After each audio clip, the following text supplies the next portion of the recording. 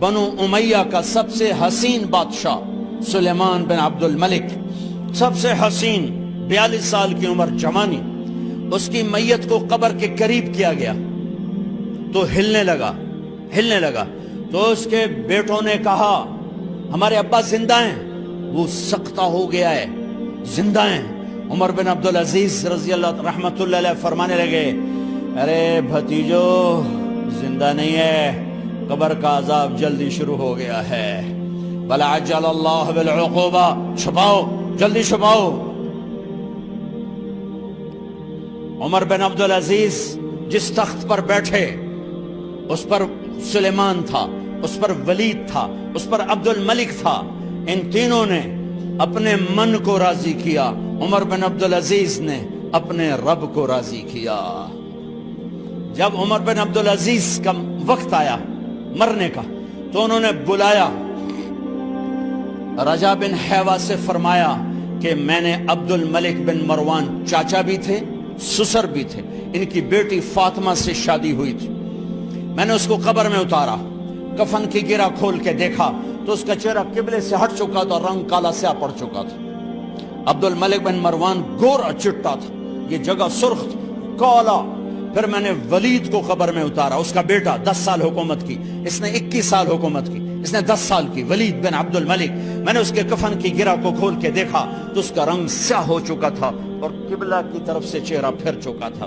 پھر اس سلیمان کا واقعہ تو ابھی سنایا، پھر اس سلیمان کو قبر میں اتارا اور اس کے کفن کی گرہ کو کھول کے دیکھا تو اس کا چہرہ قبلے سے ہٹ چکا تھا۔ اب میں جا رہا ہوں، مجھے دیکھنا۔ پہلے تینوں نے حکومت کی پوجا کی اور عمر بن عبدالعزیز نے اپنے اللہ کی پوجا کی۔ انہوں نے ایک بڑا عجیب خطبہ دیا جب خلیفہ بنے، اے لوگو، بچپن میں شعر و شاعری کا شوق تھا تو میں شاعر بنا، تھوڑا سا اٹھان ہوئی تو علم کا شوق لگا، میں نے علم حاصل کیا، جوان ہوا تو فاطمہ بنت عبد الملک سے عشق ہوا، میں نے اس سے شادی کی، اب اللہ نے مجھے حکومت دے دی ہے، اب تم دیکھو کہ میں اس سے اپنے اللہ کو راضی کروں گا۔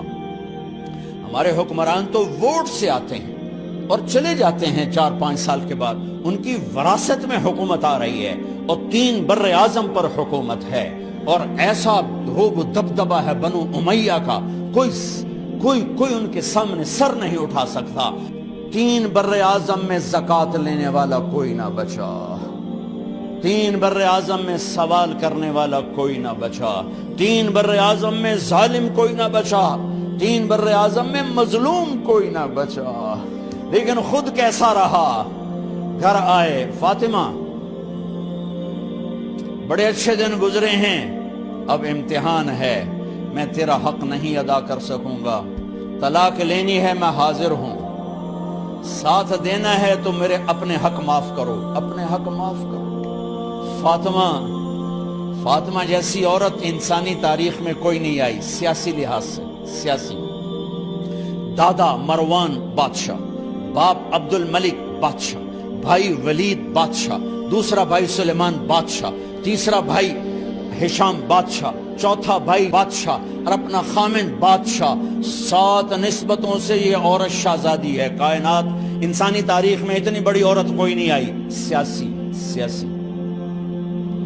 فاطمہ کہنے لگیں عمر، میں نے سکھ کے دن تیرے ساتھ گزارے ہیں، دکھ میں تجھے چھوڑ کے نہیں جاؤں گی، جاؤ میں نے اپنے سارے حق معاف کیے۔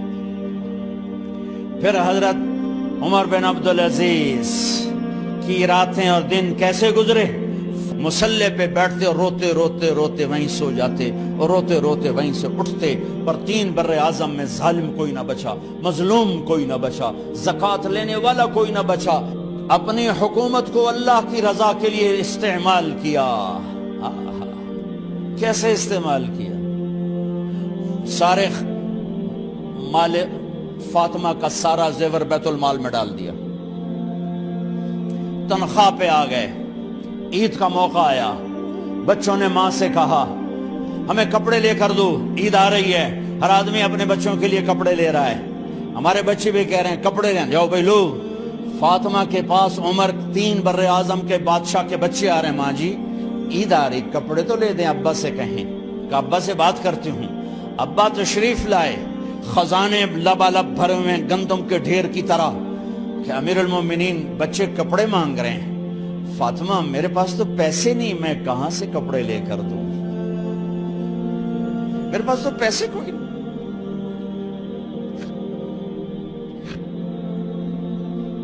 حضرت فاطمہ نے کہا پھر بچوں کا کیا کروں؟ کہا پھر مجھے بھی نہیں پتا کیا کروں۔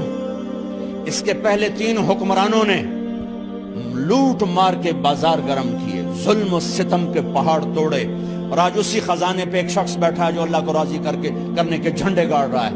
تو فاطمہ نے کہا آپ ایسا کریں، اگلے مہینے کی تنخواہ ایڈوانس لے لیں، اس سے میں اپنے بچوں کو کپڑے لے دیتی ہوں، اور گھر کا خرچہ میں مزدوری کر کے گھر کی روٹی چلا لوں گی۔ ارے اپنی تاریخ پڑھو، صرف ڈرامے ہی نہ دیکھتے رہ جاؤ، صرف گانے ہی نہ سنتے رہ جاؤ۔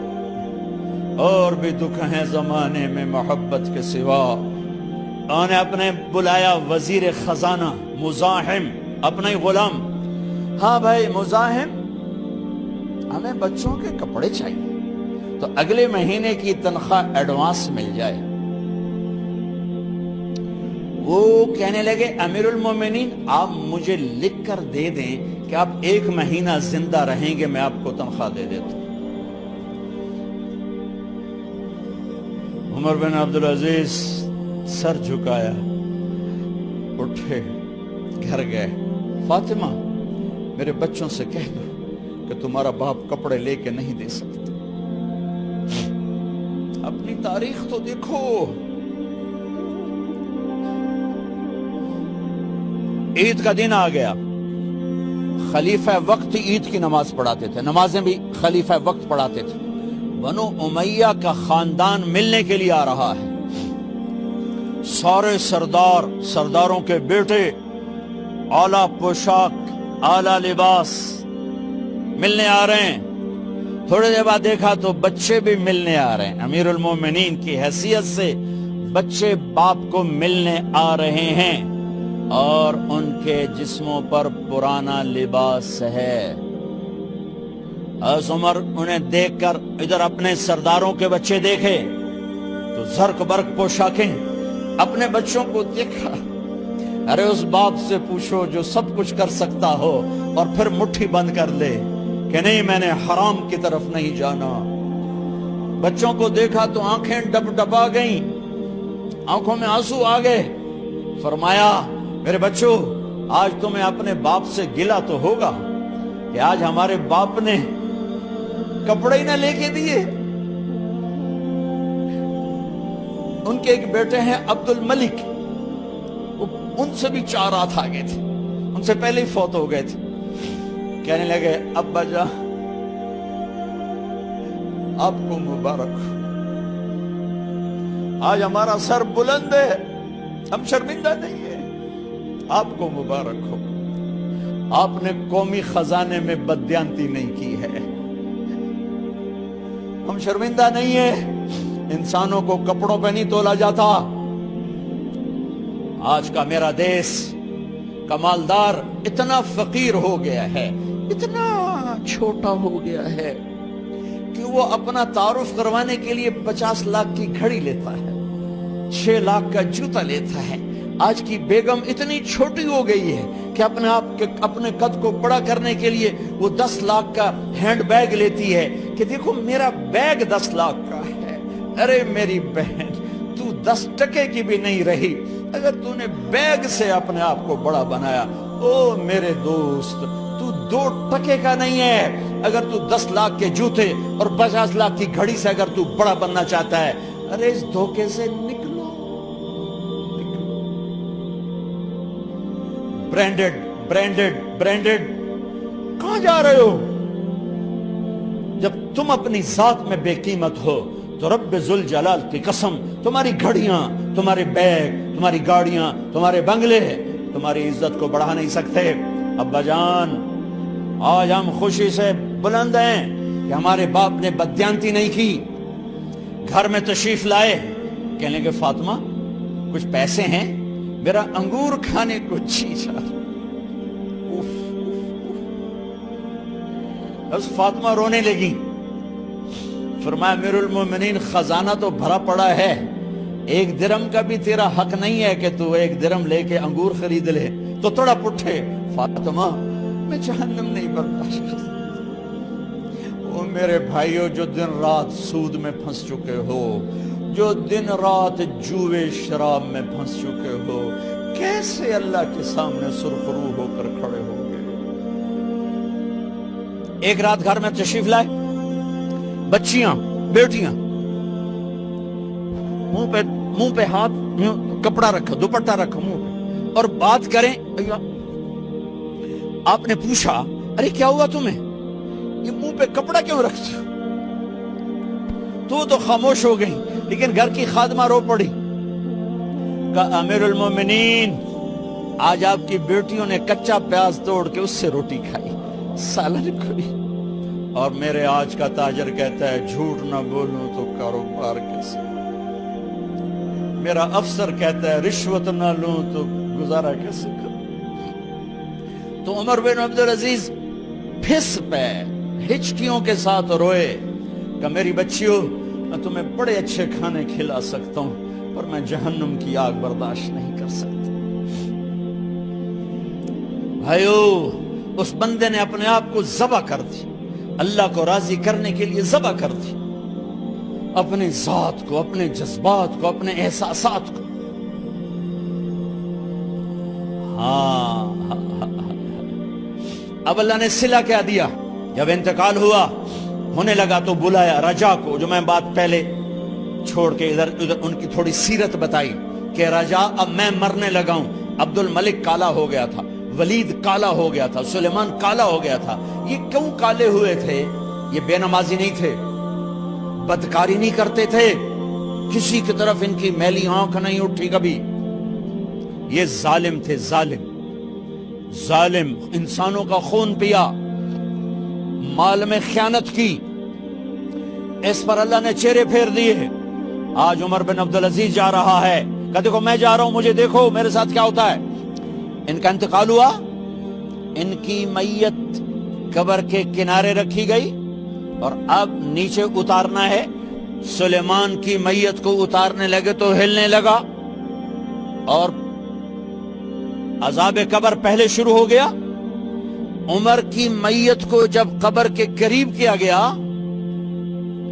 ایسے ہوا کا جھونکا آیا، ایک پرچہ ایسے لہراتا ہوا یوں آیا، یوں آیا، یوں آیا، اور عمر کے سینے پر گر گیا۔ لوگ کٹھے ہو گئے، پرچے کو کھول کے دیکھا گیا تو اس پہ لکھا تھا بسم اللہ الرحمن الرحیم، براءۃ من اللہ لعمر بن عبد العزیز من النار۔ یہ پروانہ ہے اللہ کی طرف سے اس کے بندے عمر کے لیے کہ اسے جہنم سے نجات کی خوشخبری سنا دی جائے۔ آہا، مرنا ہو تو یوں مرو، اللہ ایسی موت دے دے۔ کہتے ہیں میں نے ان کو قبر میں اتارا، جب قبر میں اتارا تو کیا دیکھا؟ میں نے کفن کی گرہ کھولی تو چہرہ قبلے کی طرف، اور یوں لگا جیسے 14ویں رات کا چاند قبر میں اتر آیا ہو۔ اور آخری بات کرتا ہوں، میرے بھائیوں بہنوں، اپنے اللہ سے صلح کر لو، اپنے اللہ سے صلح کر لو۔